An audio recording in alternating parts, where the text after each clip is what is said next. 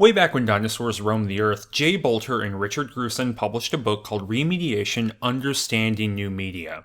While that book has aged since the age of the giant reptile, it is still a remarkable read, particularly when it comes to their core concept of remediation itself.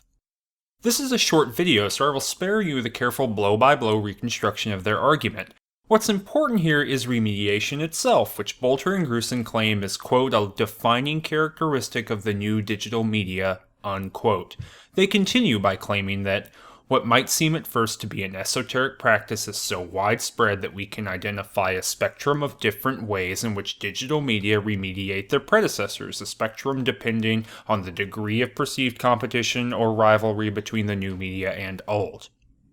That's a mouthful, but I'm laying all of this out so I can talk about adaptation.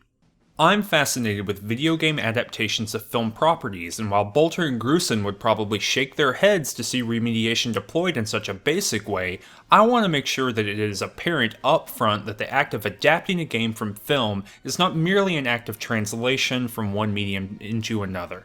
Instead, intellectual property tie-in games are a negotiation between one medium and another, and that requires an act of remediation.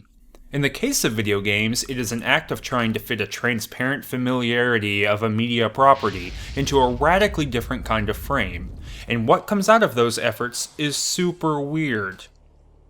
There are two kinds of video game adaptation I want to talk about, and while these certainly aren't the only kinds, they might be two of the most interesting.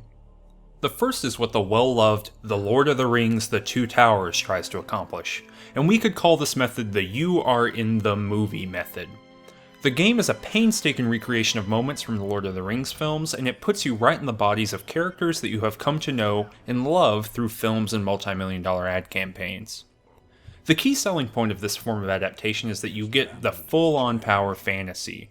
You get to be Aragorn, and if you're anything like me, you get to be Legolas, and you do all the badass things that those characters did in the wide, wide world of fantasy butt-kicking. The game goes even further by sliding directly from film footage into playable game. I mean, look at this!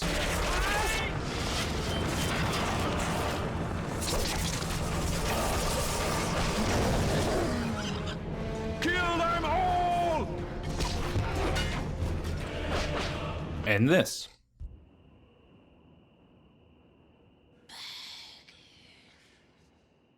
Ring race!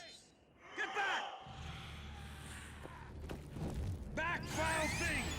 They seek the ring bearer. Stay close. These are moments where the game is actively remediating cinema, where it needs film to do its intellectual property magic in order to make sure that The Lord of the Rings can be properly integrated into the video game medium. The game is even weirder when it goes outside of the film and adds in completely counterfactual experiences, like a long fight before entering Moria, just so that there can be some additional scenes outside of the big set-piece fights from the films. Minority Report: Everybody Runs is one of the best games for the PlayStation 2 hands down, and its adaptation method is something like, you get it, we get it, who cares? It ignores any kind of strict one-to-one relationship between the film and the game, and instead leans into being a game completely built around smashing enemies through a very elaborate set of environments.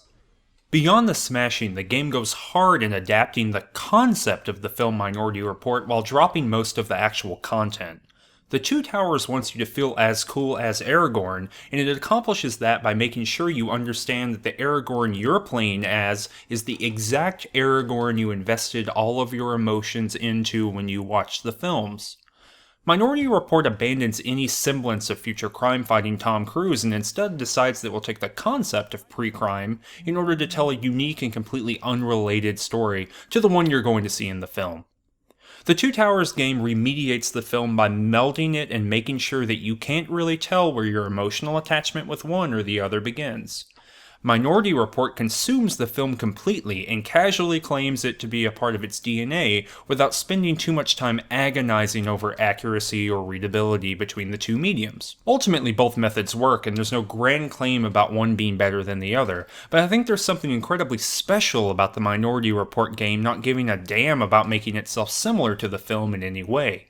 It has a certain confidence that the Two Towers lacks, and that confidence is incredibly charming. Also, everyone in the game runs like this.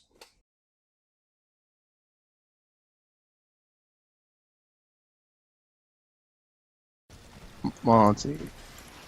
My horse is frozen.